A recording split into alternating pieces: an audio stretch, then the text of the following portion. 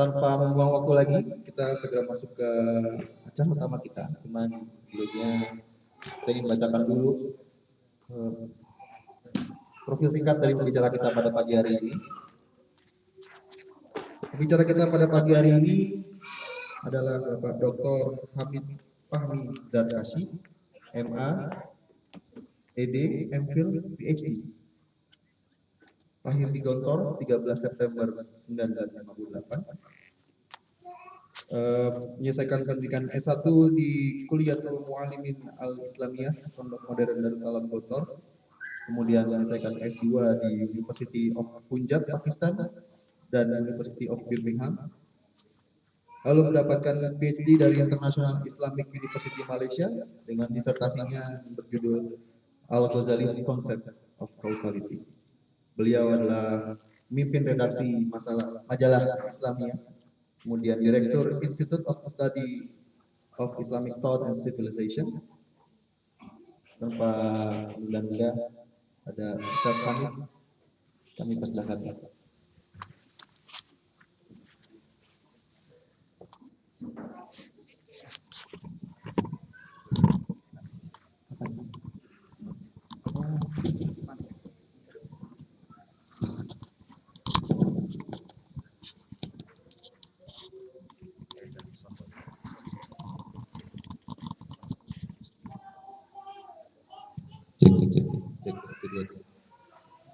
Soalnya kurang bagus, jadi saya ganti.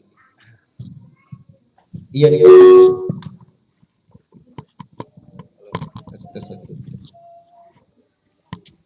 Iya Pak, jadi tema kita pagi ini bedah buku Pak.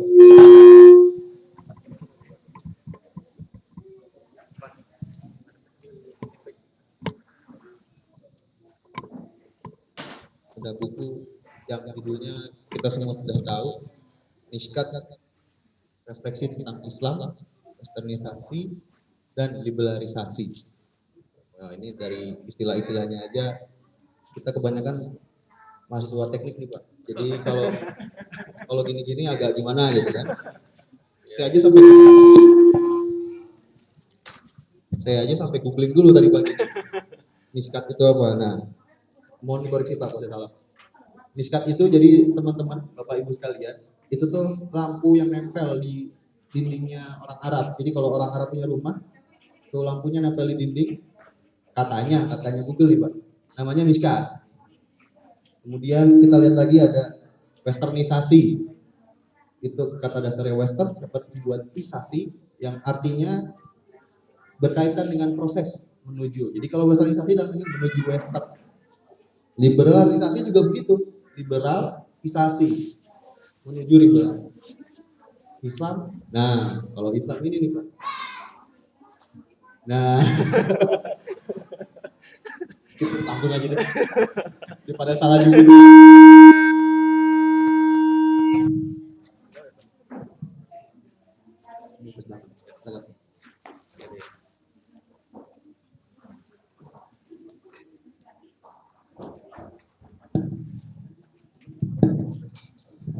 Bismillahirrahmanirrahim. Assalamualaikum warahmatullahi wabarakatuh.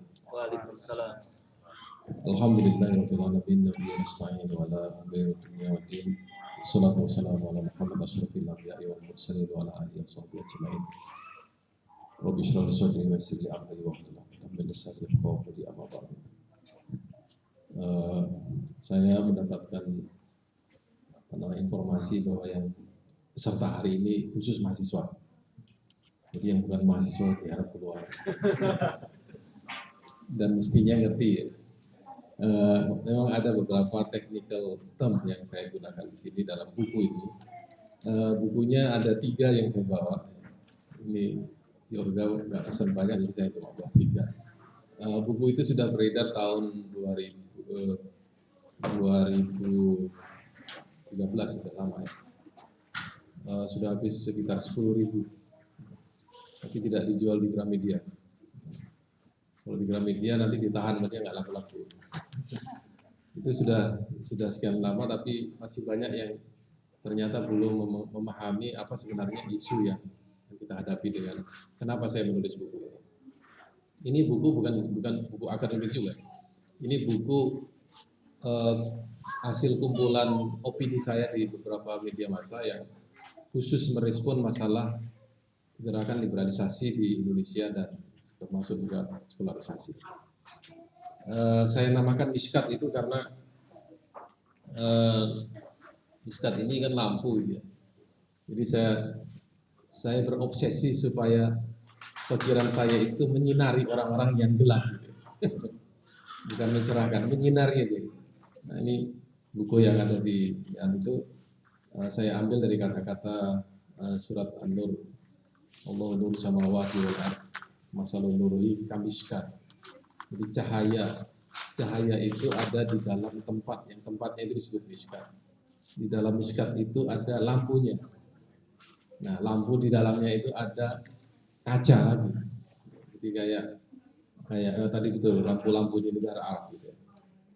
Tapi itu metafora aja sebenarnya. Apa yang ingin saya sampaikan sebenarnya panjang ceritanya. Jadi saya coba cerita.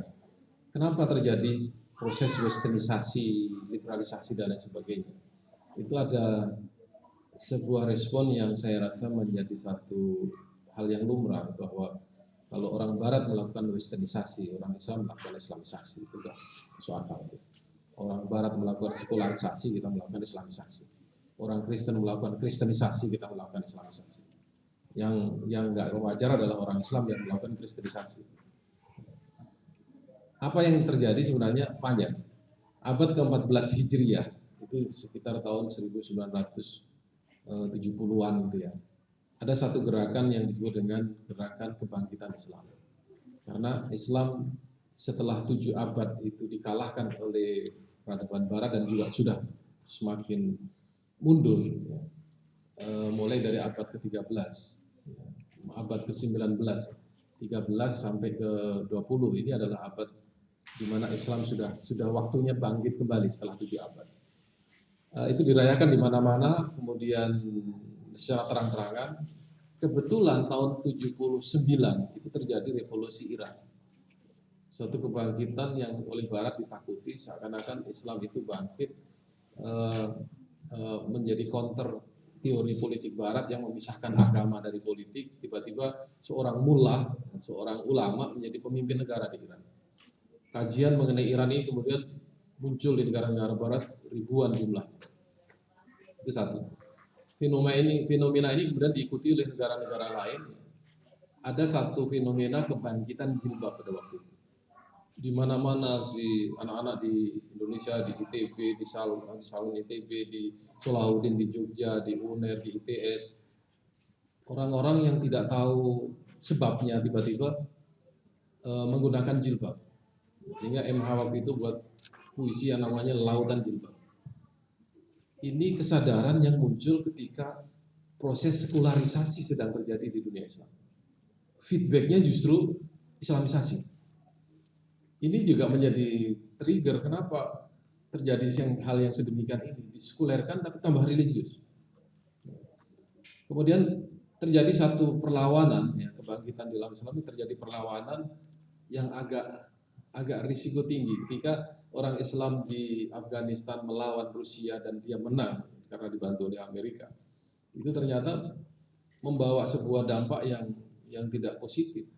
Orang-orang yang dulu melawan Rusia itu ternyata membuat sekolah militer. Sekolah militer inilah yang mengakibatkan munculnya anak-anak muda yang dengan militansi yang tinggi menjadi panglima-panglima di situ di Afghanistan. Dan siap perang gitu ya. Termasuk dari Indonesia juga ada yang situ. Malaysia, Indonesia, negara-negara Arab. Ada seorang kaya raya di negara Arab itu yang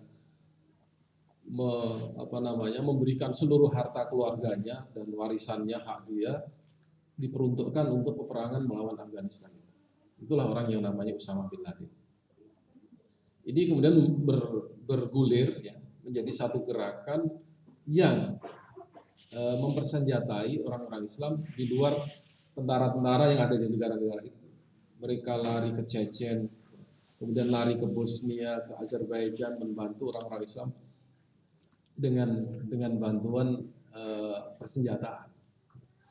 Nah, inilah yang kemudian membuat Amerika kayaknya nggak tahan. Gitu ya. Ini berbahaya untuk Amerika. Akhirnya dibuatlah satu peristiwa-peristiwa di mana orang yang dituduh teroris meledakkan kedutaan Amerika di Afrika Selatan misalnya, di Sudan meledakkan kapalnya orang Amerika. Tapi siapa yang meledakkan itu menjadi pertanyaan yang perlu diselidiki ya. Ini membahayakan. Di sisi lain, pertumbuhan penduduk itu adalah pertanda kebangkitan. Ketika Islam jatuhnya Baghdad, jatuhnya Spanyol dan sebagainya, tandanya itu adalah turunnya jumlah penduduk Muslim di negara-negara Islam dan bertambahnya penduduk Barat pada waktu itu karena industrialisasi berkembang pesat, kemudian orang-orang Barat menjadi makmur, jumlah penduduknya semakin banyak. Sementara dunia Islam yang semakin terpuruk ekonominya, politiknya, keadaan alamnya juga, jumlah penduduknya menurun.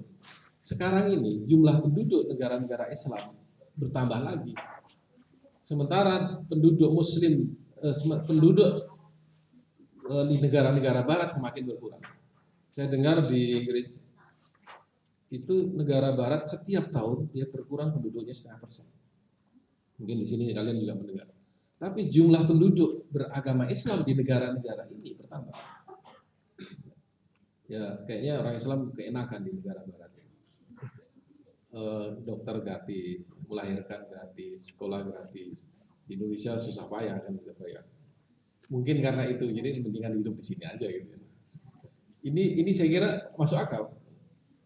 Sehingga jumlah Muslim di UK misalnya itu pertumbuhannya sangat pesat sekali, bahkan yang membahayakan lagi di sana ada sekolah itu khusus yang nggak ada orang bulenya. Tahun 97 saya anak sekolah di Birmingham. Harapan saya punya teman orang bule bisa ngomong bule dengan nggak ada temannya orangnya Indonesia, Pakistan, Bangladesh. Ya. Jadi fenomena ini ternyata juga terjadi di negara-negara lain ya. Nah ini yang bikin gerah. Nah, saya dengan kawan-kawan di Inggris itu selalu bayangkan orang Inggris ini setiap hari dia khawatir, jangan-jangan besok tetangga saya orang Islam. Dia mimpi dia, jangan-jangan besok teman saya di sekolah nggak ada lagi orang Inggris. Dan orang Inggris yang kira-kira umur 30 tahun ke atas itu, di mana dia sudah tidak mungkin mencari pasangan, dia mau menikah dengan Muslim dan convert ke Islam. Jadi orang-orang Pakistan ini jadi bersemangat untuk poligami dan mau kemudian melahirkan anak-anaknya setelan Inggris Pakistan. Fenomena inilah yang mengancam dunia Barat sekarang. Yang kalau kita lihat bahwa musuh bebuyutan Barat dulu adalah Rusia, sekarang berganti menjadi siapa sekarang musuh Islam? Sebab orang kuat itu harus mempunyai rival yang kuat. Ya? Ketemulah di sini Islam. Tapi bagaimana cara meresmikan musuh kita adalah Islam? Dibuatlah peristiwa-peristiwa yang ini yang sangat tragis. Peristiwa 9/11 itu sebenarnya adalah peristiwa yang sengaja dibuat supaya resmi bahwa musuh Barat sekarang adalah Islam. Kita tahu kan ketika George Bush itu pertama kali melakukan jumpa pers setelah 9/11 itu, dia mengatakan this is the new crusade. Ini adalah perang salib baru. Nah, ini berbahaya nih kalau dia bilang salib, berarti perang Islam dan Barat. Tidak lebih dari 1 hari direvisi pernyataannya. No, we are not against Muslim, we are against terrorism. Jadi bukan crusade lagi. Berarti sejatinya yang benar yang pertama tadi, bahwa ini adalah perang melawan Islam. Perangnya seperti apa? Dan disinilah yang mereka mempunyai cara-cara yang luar biasa, sehingga Amerika mempunyai satu mandat untuk melakukan peperangan melawan teroris. Dulu Australia tidak mau bergabung, tapi kemudian terjadi bom Bali, akhirnya Australia sama-sama bergabung dengan Amerika mengutuk terorisme. Kenapa terjadi Charlie Hebdo di Prancis? Karena Prancis itu setuju dengan kemerdekaan Palestina. Itulah drama Charlie Hebdo yang seakan-akan ada benturan antara Islam dengan Barat. Semua drama aja itu. Ya. Makanya melawan terorisme, ya. Ini semuanya terorisme di mana-mana ini saya yakin adalah sebuah desain yang sengaja dibuat untuk meresmikan bahwa Islam is not our friend. Dan media Barat, semua media Barat itu tidak pernah familiar dengan yang namanya Islam dan tidak pernah menulis sesuatu yang positif mengenai Islam. Oke, melawan Islam itu ada dua. Pertama adalah melawan terorisme secara fisik. Dan semua negara mempunyai undang-undang anti terorisme sekarang ini. Tapi itu soal lain. Kita nggak bisa mengatakan atau menolak ini.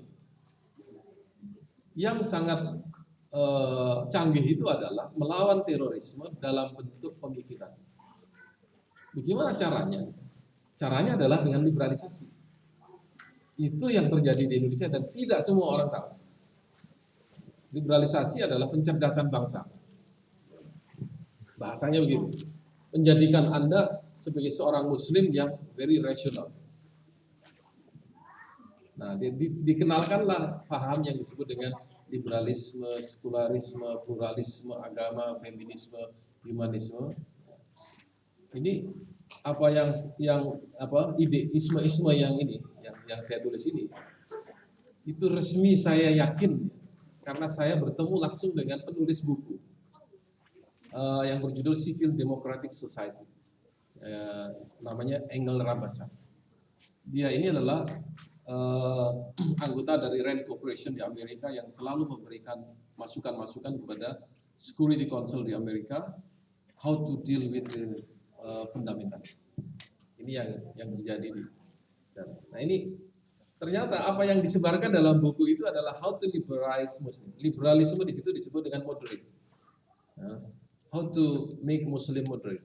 Moderate dalam pengertian ini, saya tanya dia, what do you mean by moderate? Ya, moderate Muslim is those people who accept democracy, humanism, secularism, pluralism, humanism.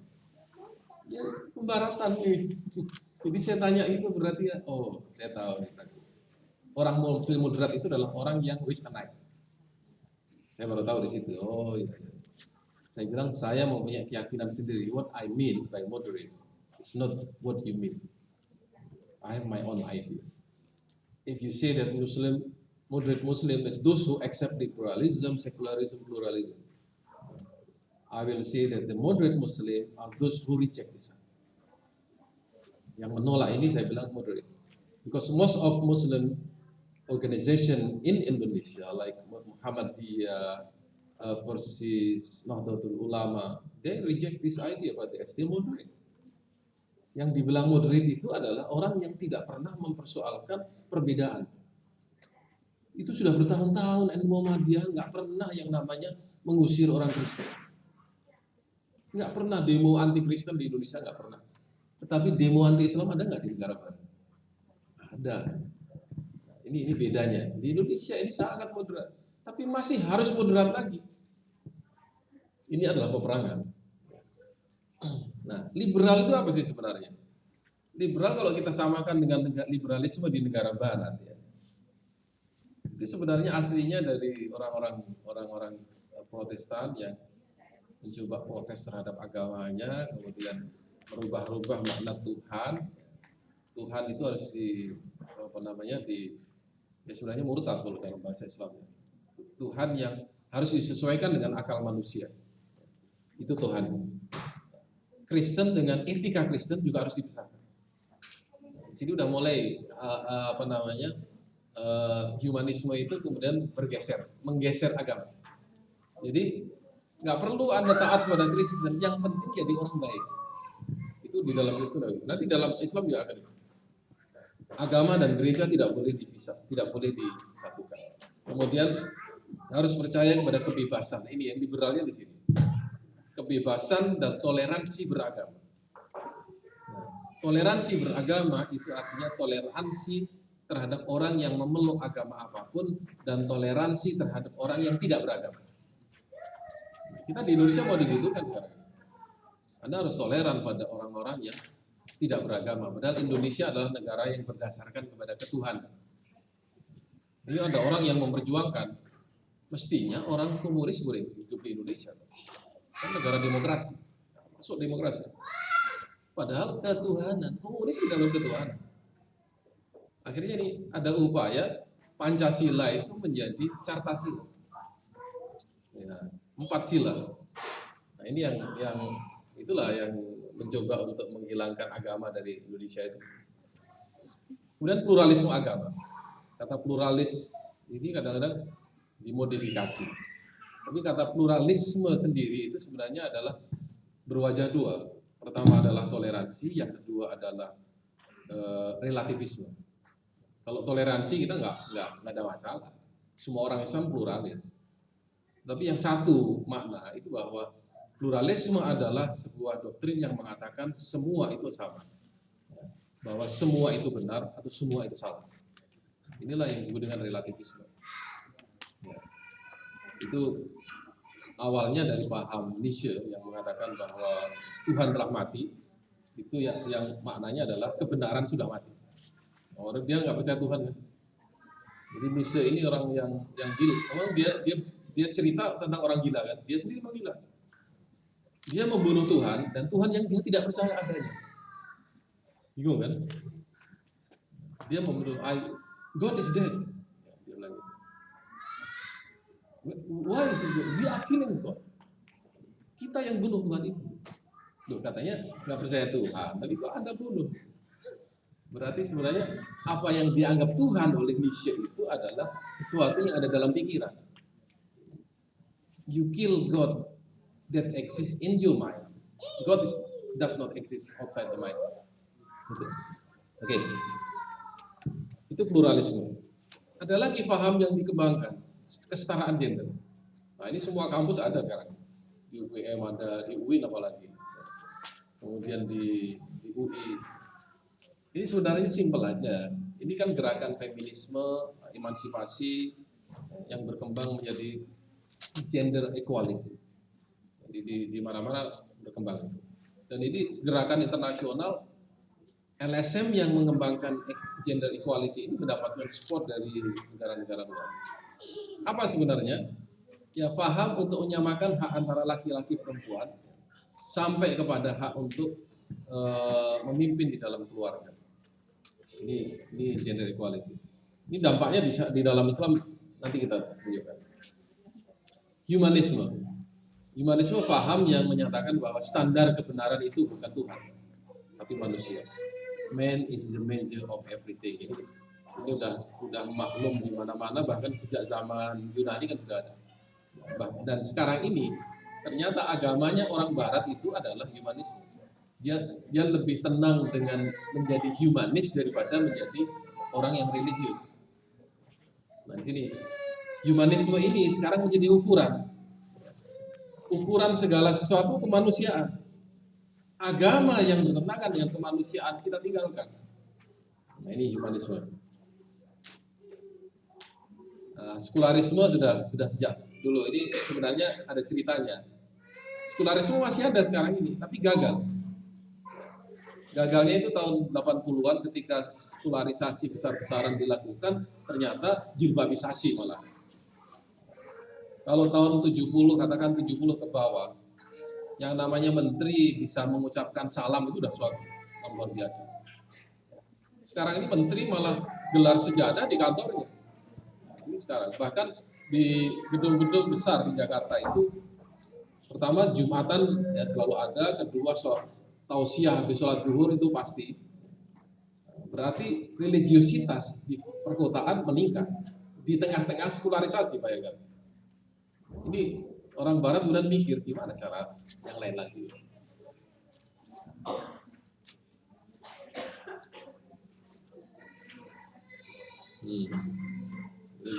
George Bush. Baik. Ternyata pluralisme tadi itu ya, mempunyai pengaruh yang sudah tidak perlu dipertanyakan lagi. Seorang liberal Indonesia tiba-tiba mengatakan semua agama sama. Semuanya menuju jalan kebenaran, jadi Islam bukan agama yang paling benar. Seorang muslim mengatakan, bayangkan, kan pengaruh dari pluralisme itu luar biasa. Apa benar semua agama sama? Kalau semua agama sama, di mana letak kesamaannya? Saya mempelajari teori kesamaan agama-agama ini, dan itu sesuatu yang absurd. Saya udah kaji. Ada lagi, ini yang tadi dari NU, sekarang dari Muhammadiyah. Konsekuensi kebenaran ada, dan konsekuensi kebenaran ada dan ditemukan pada semua agama. Ya, pluralisme agama menjadi sunnatullah yang tidak mungkin berubah. Sudah mengatakan sunnatullah. Berarti Tuhan menciptakan agama-agama yang banyak. Ini yang kita bertanya, benarkah Tuhan menciptakan agama yang banyak? Apa sih agamanya Nabi Isa itu? Apa sih agamanya Nabi Musa itu? Apa agamanya Nabi Ibrahim? Kalau memang agama itu diciptakan oleh Allah sekian banyak. Ternyata Nabi Ibrahim itu orang Muslim. Nabi Isa orang Muslim. Semua nabi-nabi adalah Muslim. Kok bisa-bisanya Tuhan menciptakan agama lain? Ini nggak masuk akal. Ada lagi. Siapapun yang beriman tanpa harus melihat agamanya apa adalah sama di hadapan Allah. Ini pernyataan yang menurut saya terlalu berani. Berarti orang yang percaya agama lain itu di hadapan Allah sama. Padahal Allah mengazab orang-orang yang tidak bisa menerima risalah yang dibawa oleh Rasulullah SAW. Kok dia berani-beraninya mengatakan Tuhan menerima? Ini pengaruh pluralisme. Nah, karena Tuhan kita semua adalah Tuhan yang satu. Nah, di sini dia menyatukan Tuhan-Tuhan semua agama itu, menyatukan menjadi Tuhan yang satu. Kok beraninya menyatukan Tuhan, menyatukan partai politik Islam yang susah. Ya, menyatukan madhab dalam Islam ya susah. Ini Tuhan disatukan, bayangin. Ya, Tuhan kita adalah satu. Anda lihat coba di blognya Jil. Bismillahirrahmanirrahim. Ya, atas nama Tuhan, Tuhan semua agama. Itu terjemahan dia. Nah, ini yang agak teknis. Ini orang liberal itu ternyata juga mempersoalkan Al-Quran. Ternyata Al-Quran yang kita yakini, yang kita baca setiap hari, bagi orang liberal adalah sebuah angan-angan aja. Itu bukan Quran yang turun dari firman Tuhan. Itu rekayasa orang-orang Quraisy pada waktu itu. Siapa yang menyusun Al-Quran pada waktu itu?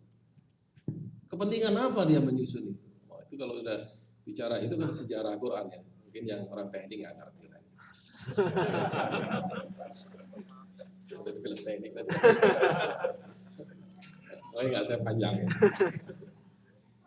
Nah ini yang aneh lagi. Mungkin kalian nggak dengar lah yang kayak gini-gini ya. Quran itu yang kita pegang ini harus megang pakai wudhu ya. Bagi orang-orang yang nggak sakral itu, ngapain disuci-sucikan Quran? Itu cetakan dari Kudus. Quran itu. Tapi ada dosen ya. Dia buang Quran di depan kelas. Ini nggak suci Quran, ini ciptakan manusia. Yang suci itu Allah. Masuk akal juga kan? Iya kan? Nah di sini akhirnya anak-anak mahasiswa bikin ilustrasi. Masuklah mahasiswa, kemudian bukunya dosen itu disobek-sobek sama dia. Marah kan dosennya. Kurang ajar kamu ini. Kamu telah menghina saya. Enggak, saya menghormati Bapak. Ini kan kertas. Saya tidak menghormati kertas ini. Kertas nggak ada harganya, Pak. Yang berharga kan Bapak. Akhirnya logikanya dia terbalik-balik. Sama Al-Quran begitu kan. Kita ini sebenarnya ya, bahkan sudah ada dalam Al-Quran kan. La yamassuhu illal mutahharun. Menyentuh Quran aja harus pakai wudu. Itu menyentuh Quran. Bukan berarti kita menyamakan kesucian Quran sama dengan Quran, sama dengan Tuhan. Ini adabnya terhadap Quran. Samalah dengan orang tua kita misalnya. Tanya kepada orang tua, hanya tanya aja, Pak saya menghormati Bapak, tapi saya ingin tanya, memang benar Bapak orang tua saya? Saya menghormati Pak, cuma ingin saya secara ilmiah Bapak coba kan kurang ajar ya. Nah, mempertanyakan kesucian Al-Quran, membandingkan dengan Tuhan, itu tidak kurang kerjaan. Tidak ada artinya. Oke.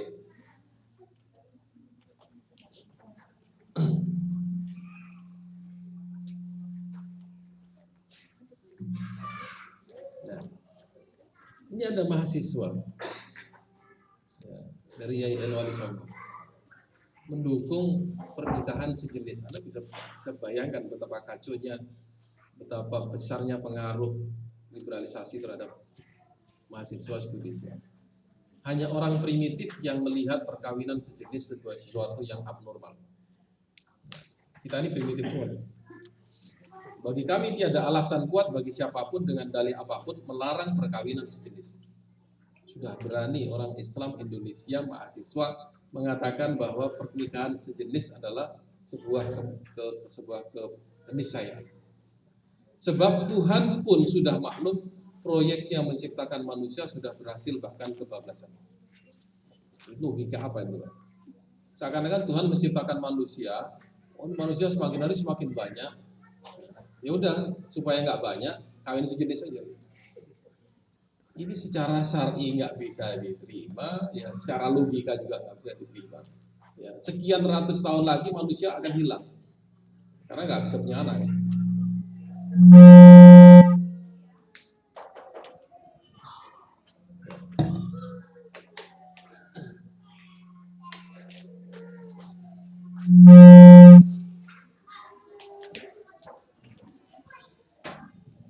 Ya. Selain pernikahan sejenis ada lagi. Ini seorang profesor yang mengatakan hemat saya yang dilarang dalam Islam dalam kitab suci itu adalah perilaku seksual, bukan orientasi. Ada bedanya. Ini bahasanya orang feminis. Jadi perilaku seksual dengan orientasi seksual. Perilaku seksual adalah hubungan laki-laki dan perempuan. Nah, ini Anda nggak boleh melanggar. Kalau Anda dengan pasangan laki dan perempuan ya, yang sudah pasti, Anda nggak boleh mencari pasangan lain lagi. Ya.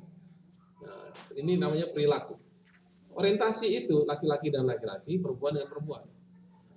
Ini nggak ada larangannya kan? Jadi yang dilarang adalah orientasi seksualnya, ya, yang perilaku seksualnya. Sebab menjadi heteroseksual, homoseksual, gay, lesbi dan biseksual adalah kodrati, kata orang ini. Ya. Dan given bahkan dalam bahasa fikih disebut sunatullah. Anda bayangkan, dia bahasa agama sudah masuk ke dalam bahasa LGBT. Bahkan dalam Jakarta Post itu dia pernah menulis ya, tidak apa-apa seorang menikah sama jenis asalkan dia menjanjikan sakinah mawaddah. Jadi ya, saya nggak yakin sakinah itu ada. Itu Anda tahu, orang yang terlibat di dalam cinta sejenis itu kemarahannya itu berkali-kali lipat daripada kemarahan orang yang normal mempunyai jalinan cinta antara laki dan perempuan. Berakhir dengan pembunuhan di mana-mana itu. Ya. Itu Rian yang dari Jombang itu membunuh 11 orang. Ya, karena dia adalah seorang gay. Ya. Dia bermain kemudian kecewa kemudian dibunuh. Bermain kecewa dibunuh. Itu yang dia lakukan. Dia memang nggak normal. Ya. Omong kosong kalau mengatakan bahwa LGBT adalah sebuah perilaku yang normal. Ini omong kosong. Baik. Jadi itu persoalannya. Nah, ini belum masih masalah. Nah, jadi gerakan liberalisasi adalah gerakan untuk mengacaukan pemikiran. Saya membaca bukunya Peter Berger, seorang sosiolog dari Amerika. Dia mempunyai logika yang aneh. Kita telah gagal mensekulerkan orang Islam. Dia katakan itu. untuk mengganti itu maka kita perkenalkan sekarang dengan paham pluralisme agama. Sekarang pluralisme itu di mana-mana, di negara barat pun sudah dikembangkan. Nah, untuk apa sebenarnya? Pluralisme adalah sebuah paham untuk mendekonstruksi atau menghilangkan fundamentalisme di dalam beragama. Dengan apa? Memperkenalkan relativisme. Ya. Kalau orang mengatakan, kalau dia beragama dengan baik, dia pasti absolutis. The only right religion is my religion. Islam adalah agama paling benar. Itu yang mau dihilangkan. Sebab ketika orang berpikir secara absolutis, pasti dia akan menganggap orang lain salah. Orang lain yang salah pasti akan diserang. Nah, logikanya dibuat-buat. Orang lain yang salah itu akan dibunuh. Padahal kita tidak segitunya. Ya. Menganggap agama lain salah, ya sudah biar aja. Dalam Islam toleransi sudah bertahun-tahun. Bahkan sejak Nabi turun pun sudah ada agama Yahudi dan Nasrani, Majusi dan lain sebagainya, nggak ada masalah. Tapi sekarang ini dibuat ya, dramatisir seakan-akan orang Islam yang agamanya itu benar fundamentalis itu akan cenderung menjadi teroris. Itu diset seperti begitu. Makanya kata-kata George Bush ini akan agak menunjukkan you are with us or against us. If you are not liberal, you are terrorist. Itu logika yang dibangun seperti itu. Nah, saya ini anti liberal kan, kemana-mana saya kritik liberalisme. Itu doa Wahabi. Saya ini Wahabi. Itu doa Wahabi. Saya bilang ini ngaco, Wahabi itu nggak kenal filsafat. Saya ini belajar filsafat S2 filsafat, S3 filsafat. Filsafat di Madinah itu haram. Logika nggak boleh dipakai di sana. Yang dipakai adalah Quran dan hadis. Ini ngaco nih kalian. Jadi main hitam putih itu. Kalau nggak liberal, Anda Wahabi. Permainan seperti itu ya. Akhirnya saya kemudian membuat majalah, majalah Islamiyah ini, majalah ilmiah. Ya. Kadang-kadang juga tulisannya agak filosofis gitu, supaya tahu lah Wahabi yang kayak apa sih. Saya ini kemudian majalah ini terbatas sih Bang. Cuma saya ingin menunjukkan bahwa orang yang anti liberal itu adalah rasional juga. Islam ternyata bisa dibawa ke arah sesuatu yang sangat ilmiah. Kemudian ada persoalan di sini. Kenapa liberalisme itu bisa berkembang? Itu di kalangan kampus-kampus perguruan tinggi Islam.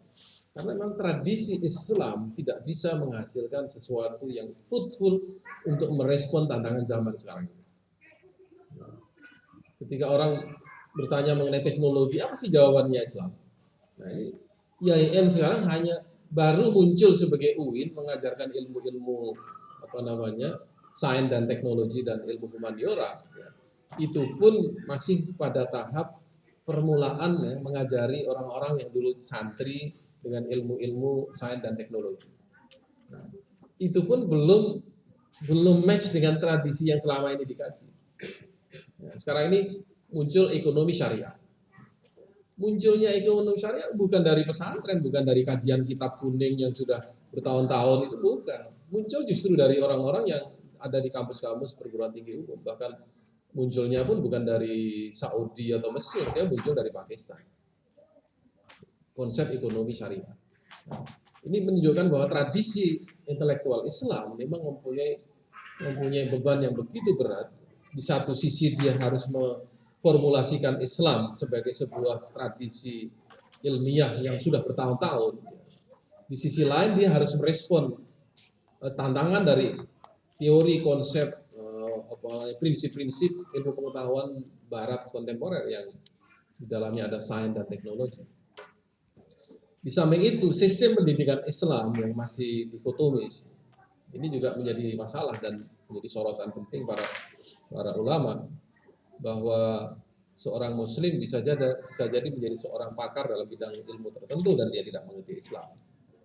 Di sisi lain ada orang-orang yang mempunyai background studi Islam, mengetahui berbagai hal mengenai Islam, tapi buta mengenai sains dan teknologi. Seorang ulama pernah ditanya mengenai asuransi. Sini sebenarnya takaful. Gitu. Ustaz, setuju nggak dengan takaful? Apa itu takaful? Asuransi. Itu haram itu. Ustaz ngerti nggak takaful? Gimana itu? Terangkan gini. Oh kalau itu halal. Tadi pertama haram, begitu diterangkan. Oh kalau itu halal. Itu menunjukkan bahwa pengetahuan para ulama kita mengenai konsep-konsep kontemporer itu adalah nol. Ya. Belum lagi sekarang ini masalah ekonomi syariah luar biasa, ada sukuk, ya, ada baik kesamaan ajil, mudharabah, musyarakah dan lain sebagainya. Itu orang Islam seperti cedal mengatakan itu. Ya, saya pernah dengar orang-orang dari keuangan itu, ini istilah-istilahnya susah ini, ada mudharabah, musyarakah, udah lupa. Agak ngenyek gitu, aduh sialan. Padahal ketika orang belajar ilmu komputer, ya, itu biasa aja itu. Ini mouse ya, ini server, ini flash disk. Bahasa Inggris diterima begitu aja, tapi begitu bahasa Arab dia kagok gitu. Makanya orang-orang ekonomi syariah itu kalau bisa istilah-istilah syariah kayak istilah komputer. Orang cepat memahami gitu. Kita sosialisasi ya. Oke. Maka diperlukan sebuah wacana baru mengenai ilmu pengetahuan Islam. Ini yang menjadi tantangan kita semuanya. Nah, sekarang bagaimana kita menghadapi itu semuanya? Kita harus mulai dari nol. Cara bagaimana menghadapi tantangan pemikiran yang tadi basisnya ideologi Barat, kedua tantangan pemikiran yang berasal dari ilmu pengetahuan, itu jawabannya adalah re-understanding Islam. Pertanyaannya adalah, what do you mean by Islam? Yang selama ini kita pahami, kita adalah Muslim. Karena menjalankan syariat Islam, rukun Islam. Sudah selesai itu kan. Padahal di dalam Islam itu juga ada iman, rukun iman. Kalau Anda berislam, Anda melakukan sesuatu, ya kan? Berpuasa, bersolat, zakat, haji, itu pekerjaan semuanya itu. Nah sekarang kalau rukun iman, apa yang dikerjain? Nggak ada kan? Dipikirkan. Terus bagaimana mengimani itu? Di mana letaknya iman? Ini yang menjadi persoalan di kalangan umat Islam. Ada seorang dosen di perguruan tinggi Islam. Dia mengajar filsafat. Ketika dia mengajar filsafat, dia memulai dengan kata-kata begini. Hari ini kita belajar filsafat. Silahkan kantongi iman kalian terlebih dahulu, baru kita ngomong filsafat. Berarti kalau kita berpikir, jangan bawa-bawa agama. Nah, ini satu kesalahan besar. Letaknya agama di mana kalau gitu? Oke lah, katakan agama di dalam hati. Iman di mana letaknya? Hati juga kan? Berarti gimana Anda sebagai seorang Muslim menjalankan Islam, kemudian mengimani kepada Tuhan dan lain sebagainya, mikirnya non-Islam. Kalau Anda berpikir, maka berpikirlah sekuler. Kalau Anda beragama Islam dengan baik. Itulah yang namanya split personality. Itulah Anda terpecah menjadi dua. Di sini, keimanan dan keislaman ada di tempat yang sama. Berpikir dan beriman di dalam Islam di tempat yang sama. Yang namanya kolbun, ya, itu adalah aklun. Ya, kolbun itu hati. Aklun itu akal. Nah, akal dalam Islam bukan rasio. Ya, kalau akal itu adalah otak, ya, katakanlah otak. Sekarang orang dioperasi otaknya. Kemudian dianalisis. Di mana letak Islamnya di orangnya? Nggak akan ketemu. Jadi kalau kita bicara akal itu sesuatu yang tidak bisa dideteksi secara fisik. Kalau otak mungkin ada di sini ya. Tapi otak manusia itu hanya tempat menyimpan informasi. Tapi ketika orang itu menggunakan informasi, keyakinan, kepercayaan, ideologi itu udah nggak otak lagi tuh. Itu udah akal nih. Nyambung kan itu? Oh, ya. Orang teknik. Ya. Jadi ini saya ingin mengatakan bahwa ketika Anda beriman dan Anda berpikir tempatnya sama. Ini pertama-tama harus kita garis bawahi. Ya. Supaya kita tidak split. Jangan sampai Anda berpikir ada orang yang mengatakan bahwa hatinya di Mekah, otaknya di Jerman. Ya kalau di Jerman dia kafir dong. Waktu haji dia di Mekah Islam, begitu di Jerman kafir lagi. Bukan itu salah itu. Ya. Dikiranya agama itu nggak pakai otak. Ya. Otaknya di Jerman, lu kemana di Mekah nggak ada otak. Di Madinah nggak ada otak. Ini kesalahan berpikir kita. Jadi Madinah itu adalah negara yang paling canggih pada zamannya. Kenapa canggih? Karena di situ mempersatukan antara ilmu dan agama dan politik. Dalam sebuah kehidupan yang didesain dan dipimpin oleh seorang nabi dan maju. Ya, kemudian ini berkembang lagi, Madinah ini di copy, berkembang menjadi suatu peradaban di Spanyol, di copy lagi berkembang di Baghdad, di copy lagi berkembang di Mesir.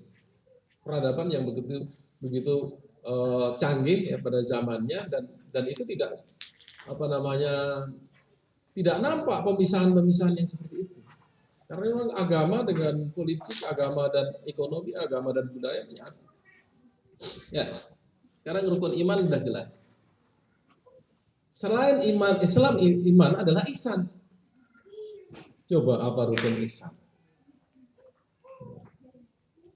Ternyata lebih canggih lagi daripada iman.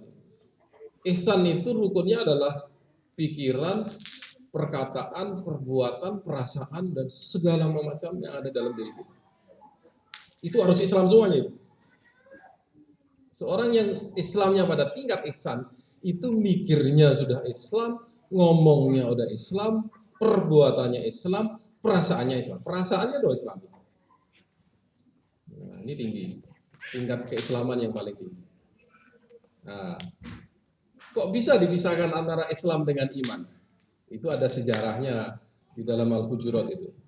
Ya, suatu ketika orang Badui datang kepada Rasulullah bilang bahwa saya ini udah Islam, sudah beriman. Saya ini mukmin. Kemudian Rasulullah mendapatkan wahyu, bilang sama orang itu, Anda belum beriman, Anda baru Islam. Imannya belum masuk. Lamma yakul iman fi qulubikum. Oh, berarti ada orang Islam yang tidak beriman. Jadi dia kerjakanlah ke Islam rukun Islam itu dikerjakan. Tapi imannya belum masuk. Loh kan dia sudah syahadat. Syahadat itu tidak menjamin kepada keimanan, dia hanya menyaksikan.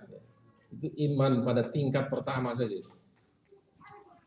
Belum sampai kepada identitas sebagai mukmin. Dia baru muslim. Nah, ketika orang mencampur antara Islam dan iman, ya, di situ dia harus menjaga terus-menerus. Jaganya itulah yang disebut dengan takwa. Takwa ini kan kalau bahasa plesetannya takut istri tua. Tapi sebenarnya takut terjerumus ke dalam dosa. Dia jaga terus. Keislamannya ini tidak bergeser. Terus makanya ketakwaan, ittaqullaha haqqa tuqatih wa la tamutunna illa antum muslimun. Bertakwalah terus kepada Allah, jagalah keimanan terus sampai Anda mati gitu loh. Itu takwa. Ini belum tentu dia pada tingkat ihsan. Dia terus berislam, terus beriman, terus berislam, terus beriman. Nah, orang kalau sudah berbicara mengenai perilaku, dia udah nggak bicara sholat lagi. Di sholat itu udah sesuatu kayak makanan sehari-hari. Sekarang habis makan ngapain itu istilahnya. Jadi sholat, puasa, zakat, haji itu udah bukan masalah lagi, bukan satu kewajiban, itu adalah kebutuhan. Saya butuh sholat. Kalau udah tingkat itu dia baru merealisasikan dalam bentuk perilaku. Jadi saya sholat, masa saya begitu gitu. Udah tingkatnya gitu. Saya ini berpuasa, masa saya perbuatan kayak gitu. Semua pikirannya, perbuatannya, perkataannya, pikirannya, perasaannya itu sudah seakan-akan Allah itu di depan mata dia. Mau sedikit aja itu dia takut. Ya, bahkan orang-orang pada tingkat ini ya, menganggap bahwa yang sunnah itu bagi dia wajib. Sholat sunat, perbuatan sunnah itu bagi dia wajib. Dan orang yang seperti ini adalah orang yang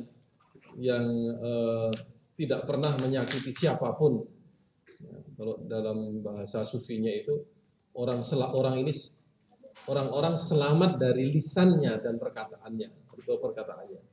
Radius 40 keluarga. Di sekampung itu merasa tidak pernah disakiti sama orang. Masih ingat kan cerita sahabat yang dijamin masuk surga tapi tahajudnya enggak juga, sholat sunat enggak, puasa enggak. Masih ingat nggak cerita itu? Ya. Ada sahabat gitu, sahabat dijamin Rasulullah masuk surga. Ini sahabat yang lain lagi yang penasaran, dia masuk rumahnya diintip, ditunggu subuh jam 3 malam nggak tahajud. Kemudian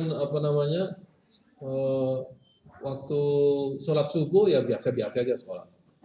Ngaji Quran nggak juga. Kemudian ditanya, Anda ini dijamin masuk surga oleh Rasulullah, apa rahasianya gitu? Bikin orang kayak gini gitu. Orang ini bilang, saya tidak pernah mengatakan sesuatu yang menyakiti orang lain. Simpel aja kan? Tapi bukan hanya sesimpel itu. Sebenarnya yang berarti adalah saya berpikir, saya berkata, saya berbuat, saya merasa, dan semua yang saya lakukan itu adalah lillah, bertakarrub kepada Allah. Jadi sholat tadi itu dampaknya ini. Dampak daripada puasa itu adalah perbuatan. Puasanya nggak penting. Sholat itu kan nggak banyak pahalanya. Sholat semalam suntuk itu pahalanya sama dengan Anda membaca buku agama 1 jam semalam. Sholat satu orang sendirian berapa pahalanya? 1. Jamaah berapa? 27. Kecil. Dibandingkan kalau Anda berinfak. Ya. Masalul ladina yunfikuna fi sabilillahi kamasali habbatin ambatat sab'a sanabila fi kulli sumbulatin mi'atu habbah. Orang yang berinfak itu seperti sebutir biji padi. Setiap tangkai itu isinya 7 dan setiap 7 itu nilainya 100. Berarti 700. Satu sedekah itu, satu infak itu 700. Sholat cuma 27. Berarti ini coba banding. Sholat itu ritual. Sedekah itu sosial. Sosial nilainya lebih tinggi daripada ritual. Makanya yang penting bukan sholatnya, tapi sholatnya, dampak dari sholat terhadap perbuatan itu. Anda sholat semalam suntuk, ya, itu masih kalah dengan belajar 1 jam aja di satu malam. Ini tausiah hari ini nih, sama dengan tahajud loh. Oh iya, tadi malam tahajud kan? Gantinya sekarang ini. Loh iya, belajar 1 jam itu sama dengan bangun semalam suntuk nilainya. Itu arti ilmu di dalam Islam. Nah, itu bukan hanya belajar. Perbuatan kita di dalam kehidupan ini, kalau bisa cerminannya adalah bahwa Anda sedang ibadah. Apapun yang Anda lakukan. Kalau orang sufi dulu dia, orang sufi itu ceritanya, bukan hanya perbuatan. Nafas saja udah zikir. Nafasnya itu udah zikir. Astagfirullah. Apalagi dia melakukan perbuatan-perbuatan ekonomi, politik, budaya, belajar dan sebagainya. Setiap tempat dia berzikir pada Allah. Itu ihsan itu di situ. Ya. Dan kalau tingkatan ihsan saya terangkan nggak nyambung lagi kan. Nah sekarang rukun berpikir, rukun berbuat tadi, rukun berpikir. Ada nggak rukun berpikir? So aneh ini. Nah ini ternyata berpikir itu di dalam Islam ada batasnya. Siapa yang bilang berpikir itu bebas? Nggak ada batas. Ada batasnya. Batasnya adalah Islam. Anda nggak bisa bebas-bebas. Anda begitu bersahadat aja Anda sudah terbebani dengan rukun Islam, terbebani dengan rukun iman. Gimana mau bebas? Ya menurut saya sih akhirat itu surga dan neraka itu nggak ada ya. Kan itu kebebasan ya, nggak bisa begitu Anda. Jadi Anda berpikir itu pun ada batasnya. Apabila Anda melihat Islam sebagai sebagai worldview, sebagai cara pandang gitu ya. Bagaimana Anda memandang segala sesuatu, itulah sebenarnya yang memotivasi Anda berpikir. Bagaimana berpikir secara Islam? Ini kita pahami worldview. Kalau Anda melihat Islam ya, sebagai agama, yaitu artinya di Mesir. Sekarang ini orang-orang Barat itu selalu mengatakan Islam is religion. Ya. Begitu dia katakan Islam is religion, it is individual, it is personal affairs. Ya, ini urusan pribadi. Makanya agama jangan masuk dunia politik, agama jangan jadi ekonomi. Gitu. Kalau Anda katakan Islam is religion, tapi Islam is not simply religion. Sekarang saya silahkan Anda cari definisi religion di semua dictionary, semua ensiklopedia. Anda tidak akan bisa menyimpulkan satu kesimpulan pun apa itu religion. Dan tidak ada definisi religion yang very comprehensive, covering all religion. It's impossible. Gini, rahasianya di sini. Kalau saya katakan bahwa agama, yang disebut agama adalah sebuah institusi yang percaya kepada Tuhan, yang Tuhannya itu menurunkan wahyu, dan mengutus seorang nabi, dan membawa kitab suci, dan membawa syariah dan akidah, yang mencakup kehidupan individu dan sosial, maka agama lain akan dikorbankan. Konghucu itu nggak ada wahyunya, berarti dia bukan agama. Dan nggak ada nabinya itu. Konghucu itu Tuhannya, yaitu nabinya dia. Buddha juga gitu. Jadi definisi agama ini harus direduksi kalau kita mau bilang agama-agama timur gitu ya. Agama Lao Tse atau agama Kejawen misalnya gitu. Itu konsep wahyunya nggak jelas, Tuhannya nggak jelas, syariatnya juga nggak jelas. Jadi Islam itu apa? Ya Islam by itself is din. Ya. Din itu apa? Konsepnya Islam sendiri. Itu din dalam pengertian itu. Nah, din dalam pengertian Islam itu mencakup sebuah peradaban. Oke, sekarang kalau ngomong dengan mahasiswa itu saya tidak ngomong Islam sebagai religion. Islam itu adalah cara pandang. Cara kita memandang kehidupan itu. Itu kemudian dalam istilah yang sekarang populer disebut dengan worldview, pandangan terhadap dunia. Ini istilah bahasa Inggris. Ini dalam istilah Islam banyak terminologinya. Nah, apa sebenarnya worldview dalam Islam itu? Ya, pandangan terhadap sesuatu yang awalnya adalah syahadat. Begitu Anda declare tidak ada Tuhan selain Allah, Muhammad adalah Rasulullah, seluruh kehidupan Anda terikat dengan deklarasi itu. Artinya Anda begitu syahadah harus puasa, sholat, zakat, haji kan? Ya. Nah, kedua, pandangan Islam adalah akidah fikriyah, teologi yang masuk akal. Kenapa saya katakan masuk akal? Karena Anda tidak akan masuk Islam kecuali Anda balik akil dan balik. Islam itu agama yang dianut oleh orang yang berakal. Ad-dinu aklun, agama itu loh akal. Tidak ada agama kalau orang tidak berakal. Maka tidak mungkin agama dianut oleh orang yang tidak waras.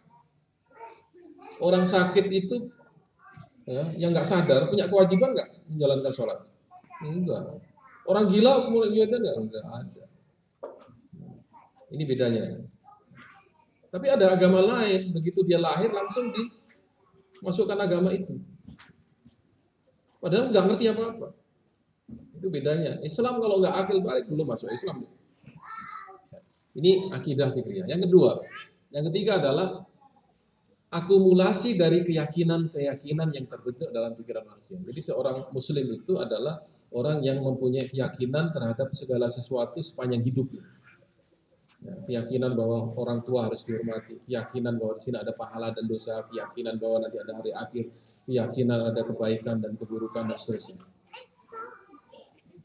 Nah, yang penting lagi di sini, pandangan hidup Islam. Islam sebagai worldview adalah pandangan Islam tentang realitas dan kebenaran. Nah, ini ada yang di barat itu tahulah bedanya antara rasionalisme dan empirisme, positivisme. Orang yang berpikir positivistik itu, dia akan mengatakan bahwa kebenaran itu berdasarkan kepada realitas objek. Kalau objeknya seperti begitu, dia disebut dengan kebenaran objektif.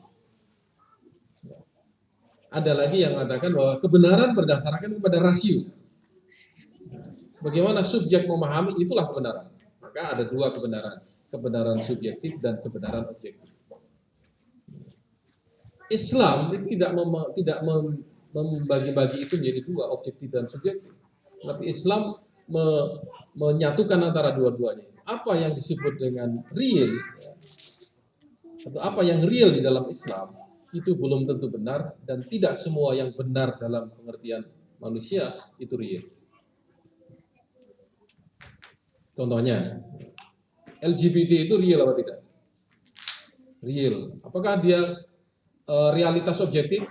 Betul, realitas objektif. Tapi apakah dia benar? Tidak tentu. Yang real belum tentu benar. Tuhan, itu real atau tidak? Nah, kalau kita bicara realitas kan menjadi lain. Tuhan itu real atau tidak? Masih bingung kan jawabnya. Karena keimanannya masih rendah. Tuhan itu kalau kita bicara realitas tidak bisa disamakan dengan realitas empiris ya. Realitas Tuhan, kita bicara realitas dalam pengertian yang lain. Tuhan itu maha real dan maha benar. Nah, gimana bedanya antara Tuhan yang real dengan laptop yang real? Kita menjadi bicara lain lagi.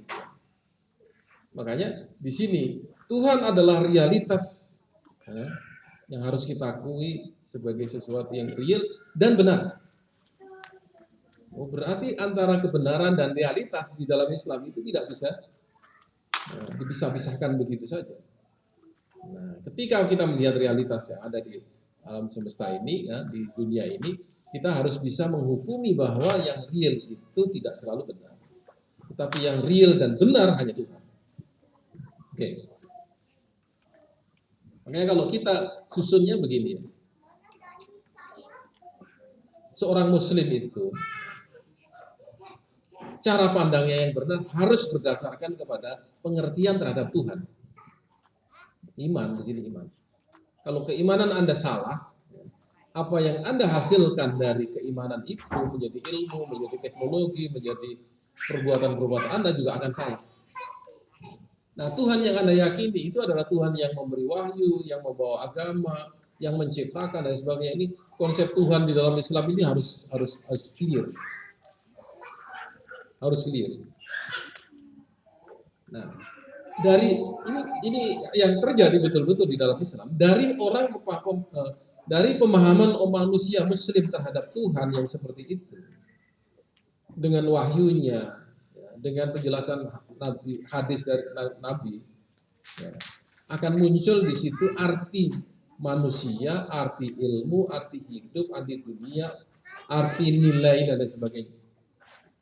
Anda nggak akan bicara masalah baik dan buruk kecuali Anda merujuk kepada Al-Quran. Kenapa dilarang mencuri? Ya karena mencuri itu nggak baik, salah. Karena Al-Quran melarang mencuri. Kenapa berzina itu dilarang? Berzina itu tidak baik. Anda tidak bisa mengatakan, oh karena itu merusak tatanan sosial, salah. Karena Al-Quran mengatakan itu. Jadi standar baik dan buruk di dalam Islam tetap kembali kepada kitab suci, bukan by human convention seperti kata orang humanis tadi.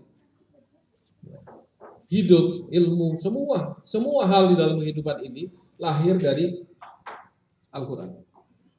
Maka dari situlah kemudian lahir berbagai macam konsep yang sangat canggih. Kalau Anda belajar studi Islam, akan ada masalah politik, ada hukum, ada ekonomi, ada sains dan teknologi yang dilahirkan dari kitab suci Al-Quran, dari konsep-konsep itu.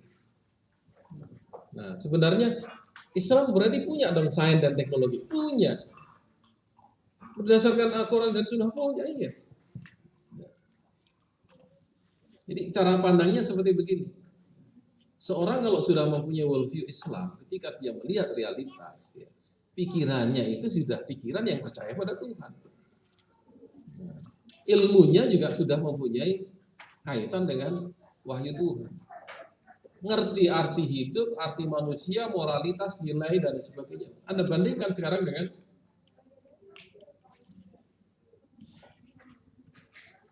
ini.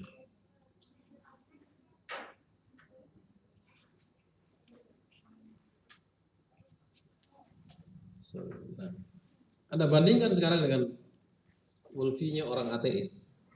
Dia tidak percaya pada Tuhan. Yang dia percaya adalah kehidupan. Yang penting adalah kehidupan. Yang penting adalah manusia. Nah, ketika dia berpikir mengenai nilai hidup manusia dunia, rujukannya adalah human convention. Nah, karena sekarang ini yang aneh, tahun 70 ke bawah, ya, semua ahli psikologi di negara barat mengatakan bahwa LGBT is abnormal. Ya, LGBT adalah abnormal. Tapi sekarang ini, ya, tahun 2000 dengan adanya kesetaraan gender dan sebagainya, dia katakan bahwa LGBT adalah normal. Standarnya apa? Human convention. Dia bisa merubah nilai apapun. Tapi dalam Islam Anda nggak bisa merubah-rubah sesuatu yang sudah fix dalam Al-Quran itu. Kemudian, sekarang situasinya berubah. Dulu minum khamr itu haram, sekarang halal. Nggak bisa. Itu sudah given seperti begitu. Babi dulu haram, sekarang babinya bagus-bagus.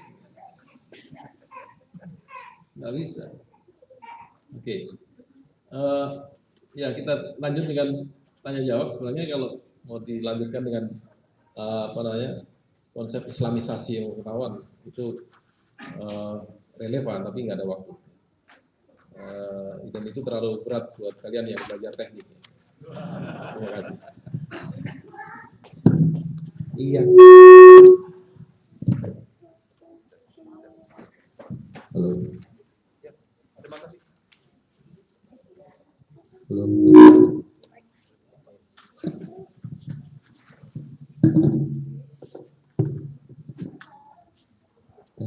Iya, luar biasa.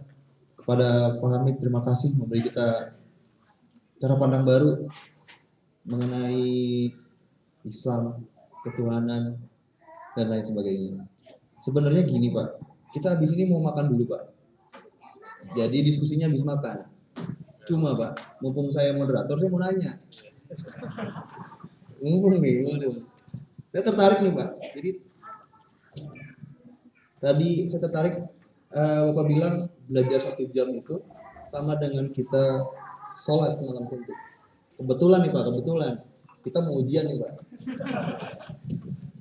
Kita mau ujian dan wah itu yang namanya belajar itu kadang tuh ada aja rasa malas, kadang kalau bahasa kerennya ada namanya procrastination Pak, menunda pekerjaan. Nah, saya pengen kaitkan ini masalah bagaimana kita bisa agar segala kegiatan kita sehari-hari itu kita selalu ingat Pak bahwa kita tuh sedang ibadah Pak. Supaya tadi itu Pak, belajar 1 jam bisa jadi sholat semalam suntuk. Gimana tuh Pak? Ya. Ini yang saya tadi katakan tingkatan keislaman Anda sampai seberapa? Apakah sampai tingkat ihsan atau belum? Ihsan itu gini. Ihsan itu adalah menyembah Tuhan. Ya. Seakan-akan Tuhan di depan Anda seakan-akan melihat. Kalau Anda tidak melihat, Anda harus yakin bahwa Anda dilihat Tuhan. Ada nggak keyakinan itu ya? Saya ini dilihat oleh Tuhan. Saya begini ini Tuhan tahu. Ya, ini sampai segitu nggak gitu ya? Sampai segitunya nggak keislaman? Ini pertanyaan yang menyakitkan, saudara. Ya. Jadi ketika saya katakanlah nggak usah, ketika saya beli makanan ya, saya berpikir ini halal.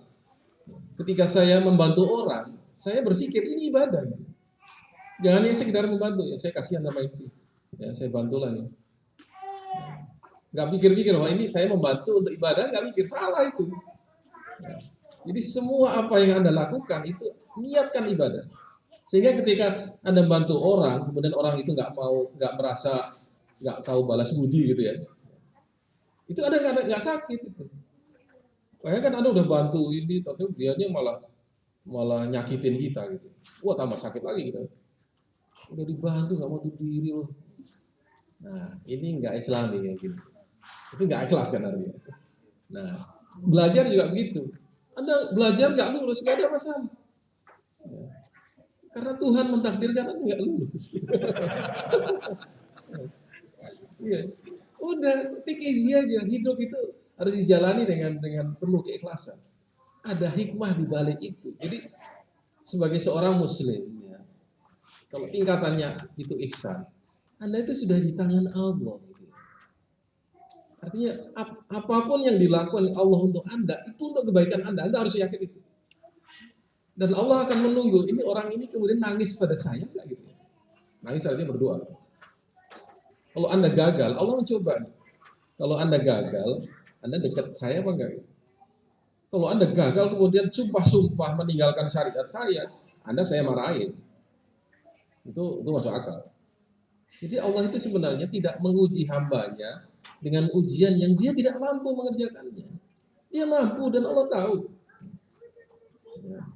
Jadi dibuat dia, katakanlah misalnya yang paling nggak enak itu gagal gitu misalnya. Dia gagal ujiannya. Kemudian diputus LPDP misalnya. Ternyata ya mau dikasih beasiswa dari Belanda gitu. Coba Anda terbayang nggak? Ya, temuan Anda ini dihargai di sini dan diberi beasiswa lebih besar lagi. Kemudian LPDP memaafkan.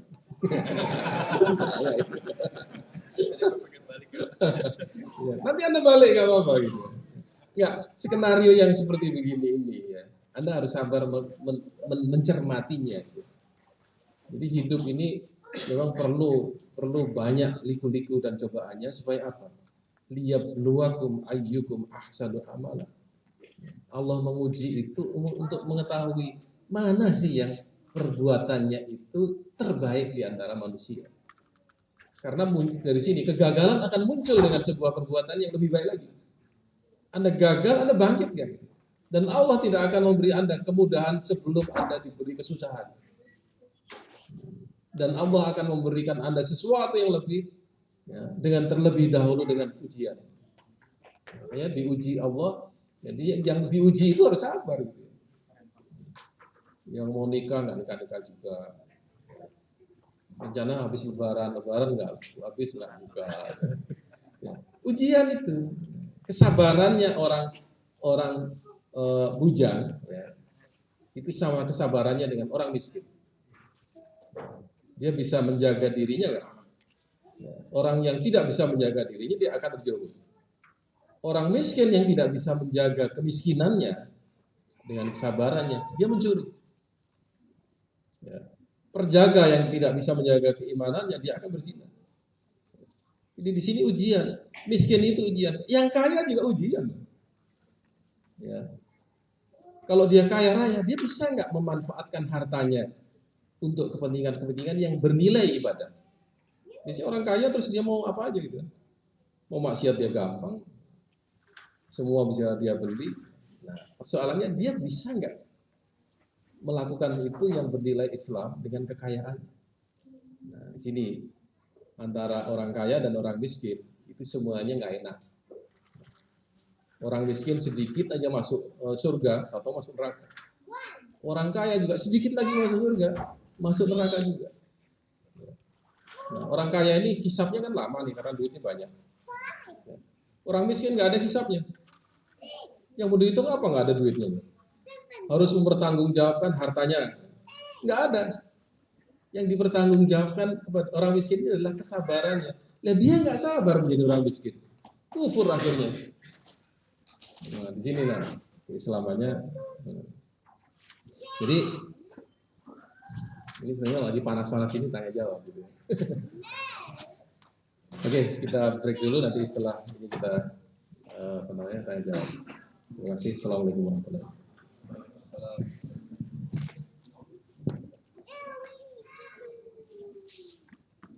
Iya, jadi tadi kita sudah dengarkan paparan. Jadi buat teman-teman yang mau ujian, kita tahu sekarang.